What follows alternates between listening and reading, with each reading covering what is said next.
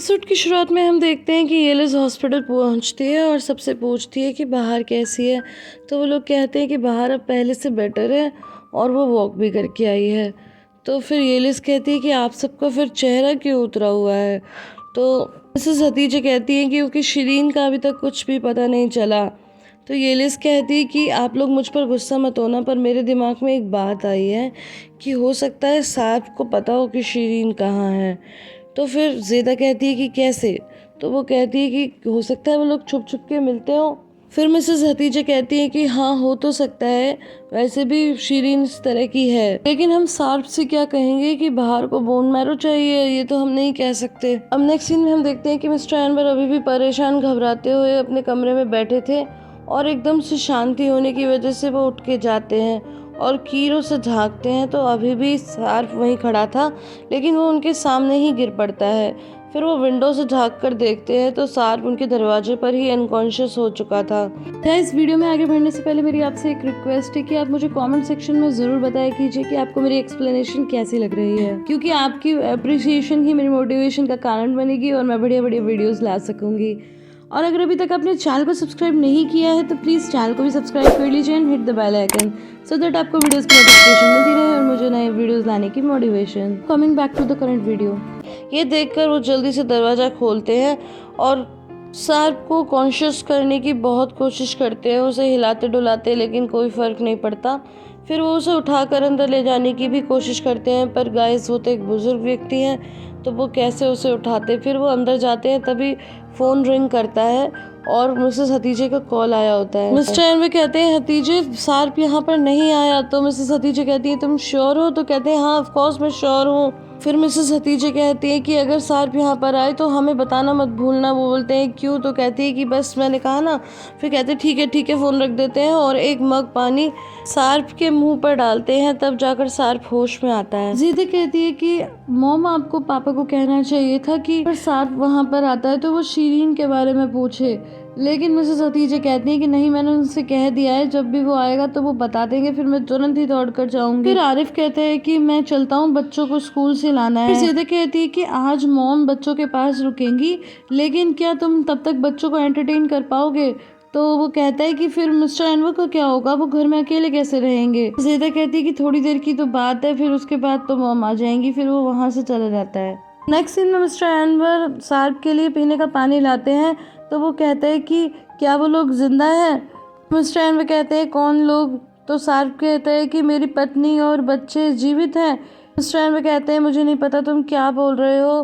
फिर वो कहता है कि मैंने जो कुछ भी कल रात को देखा है और सामना किया है वो सब मुझे सपने की तरह लगता है, क्या मैं अभी भी सपने में हूँ। तो कहते हैं कि नहीं तुम सपने में तो नहीं हो। फिर इससे पहले कि वो आगे कुछ बोल पाता तो मिस्टर एनवर कहते हैं कि आओ बैठो, पहले ब्रेकफास्ट कर लो। अब नेक्स्ट सीन में हम देखते हैं डोरुक निसान को बताता है कि कल रात मैंने सपने में मम्मा को देखा। तो निसान पूछती है कि मॉम क्या कर रही थी। तो इसके बाद हमें डोरुक का सपना दिखाया जाता है जिसमें बाहर डोरुक के लिए बुढ़िया के बाल लाती है। गाइस हम तो बुढ़िया के बाल ही बोलते हैं, पता नहीं आप लोग क्या बोलते हो। इसे देखकर वो बहुत खुश होता है और फिर वो कहता है कि मॉम मैं पहले घर बना लूँ, फिर उसके बाद खाऊंगा।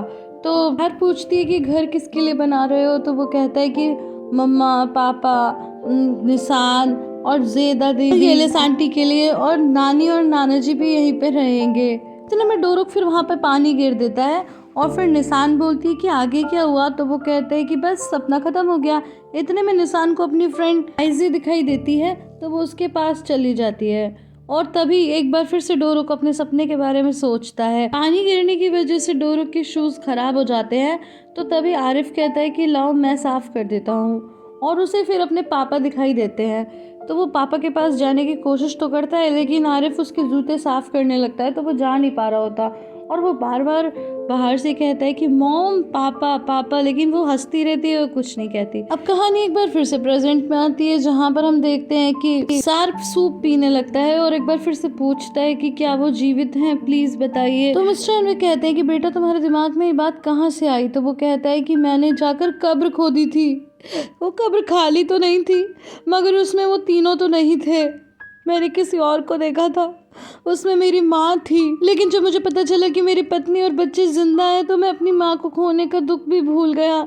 और फिर वो बहुत रोने लगता है तो मिस्टर अनवर उसे गले से लगाते हैं। इसके बाद वो मिस्टर अनवर के पैरों में गिर जाता है और कहता है कि प्लीज़ मुझे बताइए कि क्या मेरी पत्नी और बच्चे ज़िंदा हैं। तो मिस्टर अनवर कहते हैं कि हाँ, वो दोनों जिंदा हैं, और उसके बाद वो उनसे गले से लगा लेते हैं। नेक्स्ट सीन में नज़ीर का आदमी नज़ीर के पास आकर बताता है कि सार्फ की पत्नी बहुत बीमार है और कुछ ही दिनों में सार्फ उससे मिलने के लिए ज़रूर आएगा और मैंने अपने आदमी वहाँ पर छोड़ दिए हैं। अब नेक्स्ट सीन में हॉस्पिटल के कैफेटेरिया में मिसेस हतीजे, ज़ेदा और येलिस ब्रेकफास्ट करते हैं और बातों बातों में ज़ेदा कहती है कि देखिए ना, आरिफ कितना अच्छा आदमी है, बच्चों को स्कूल से भी लाएगा और फिर उन्हें मूवी दिखाने भी ले जाएगा। तो येलिस कहती है इसमें कौन सी बड़ी बात है। तो ज़ेदा कहती है तुम कह रही हो, तुमने खुद ही बताया था कि तुम्हारा एक्स हस्बैंड तो बच्चों को पूछता भी नहीं था। फिर वो कहती है कि हाँ, लेकिन फिर दूसरा हस्बैंड टियोमैन, उसने तो बच्चों को बिल्कुल भी नहीं रखा। ज़ेदा कहती है कि आरिफ को टियोमैन से कंपेयर मत करो। तो ज़ेदा कहती है कि देखो, मैं ये नहीं कह रही कि आरिफ कोई बुरा व्यक्ति है, लेकिन वो मिसेस हतीजे से कहती है कि आप ही बताइए क्या वो दोनों साथ में लगती है, उनमें कोई सिमिलैरिटी। तो मिसेस हतीजे कहती है कि सच में कहूँ तो वो दोनों अच्छे लगते हैं साथ में। तो ज़ेदा कहती है कि वाओ मॉम, आपने तो बिल्कुल सही कहा, और वो खुश हो जाती है। इतने में मिसेस हतीजे को किसी की कॉल आती है और फिर वो कॉल सुनकर वो साइड में जाती हैं और कहती हैं कि मैं समझ सकती हूँ। इसके बाद वो आकर बताती हैं कि वो आ रही है। तो वो दोनों कहते हैं कि कौन आ रही है। अब गाइज हम थोड़ी देर में जानेंगे कि वो कौन है। फिर नेक्स्ट सीन में हम देखते हैं कि ज़ाले बाहर को संभालते हुए ले जाती है और कहती है तुम कैसी हो। तो कहती है कि आज तो मैं काफ़ी अच्छा फील कर रही हूँ। फिर उसके बाद वो उसे बेड पर लिटा देती है।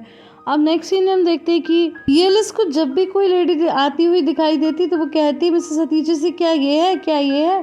तो वो कहती है कि नहीं, अब तुम बार बार ऐसा मत बोलो, जब वो आएगी तो आ जाएगी। तुम दोनों एक काम करो ना, जाओ बाहर के पास जाकर देखो उसे, वो रूम में अकेली होगी, उन लोगों ने उसे रूम में शिफ्ट कर दिया होगा।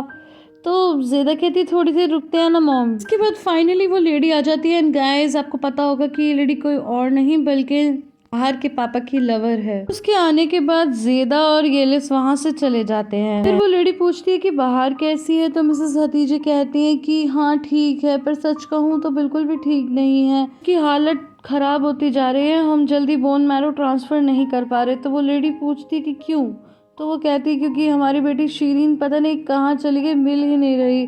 तभी वो लेडी कहती है कि इसीलिए मैं यहाँ पर आई हूँ। कुछ लोग आए थे और वो कह रहे थे कि क्या तुम अपनी बोन मैरो देने वाली हो अपनी बेटी का।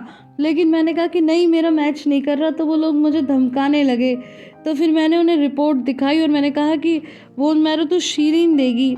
इसके बाद वो लोग वहाँ से चले गए, पर वो लोग बिल्कुल भी ठीक नहीं लग रहे थे, उनका इंटेंशन ठीक नहीं था। पता नहीं मैंने ऐसा बोलकर सही किया या गलत, पर वो लोग कौन थे। तो मिसेस हतीजे कहती है कि मुझे बिल्कुल नहीं पता, मैं खुद परेशान हूँ। के बाद येलिस कहती है कि वो लेडी तो सुंदर है। तो ज़ेदा कहती है तुम कहना क्या चाहती हो कि मॉम के हस्बैंड ने सही किया। तो वो कहती है कि नहीं, मेरा वो मतलब नहीं था। फिर वो कहती है कि चलो चल के देखें वो लोग क्या बातें कर रहे हैं। तो वो थोड़ी दूर पर खड़े होकर दोनों कोशिश करती हैं कि वो बातें सुन सके, लेकिन दोनों में से किसी को समझ नहीं आ रहा होता इतनी दूर से। तभी वहाँ पर ज़ाले आ जाती है और वो कहती है कि तुम दोनों यहाँ पे क्या कर रही हो, तुम्हें तो रूम में जाकर देखना चाहिए ना, बाहर को अकेला छोड़ा हुआ है। फिर वो दोनों चली जाती हैं। अब नेक्स्ट सीन में हम देखते हैं आप कहते हैं कि मिस्टर अनवर मैं क्यों नहीं मिल सकता अपने बच्चों और पत्नी से।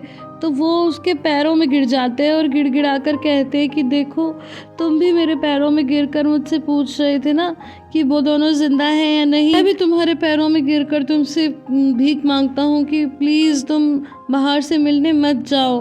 तो वो कहता है कि आखिर क्यों। तो वो कहते हैं क्योंकि बाहर बहुत बीमार है, बहुत ज़्यादा। गाइस, आई होप आपको ये वीडियो पसंद आई होगी। अगर पसंद आई है तो इसे लाइक, शेयर एंड कमेंट करना बिल्कुल भी ना भूलें। फिर मिलती हूँ अगले वीडियो में, तब तक के लिए bye bye and take care.